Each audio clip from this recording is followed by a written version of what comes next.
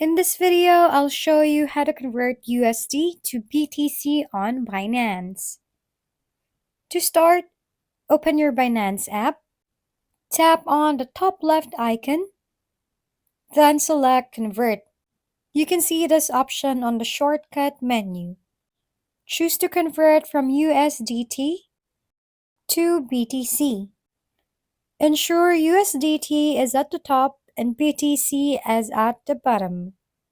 Enter the amount you want to convert.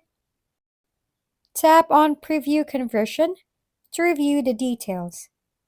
Once confirmed, tap on the Convert button to complete the conversion. That's it! You've successfully converted USD to BTC on Binance. Easy peasy, right? Thank you for watching. We hope this video helped you figure things out. If we've been helpful, kindly give us a thumbs up. And don't forget to hit the subscribe and bell button for more contents. For any questions and suggestions, comment down below.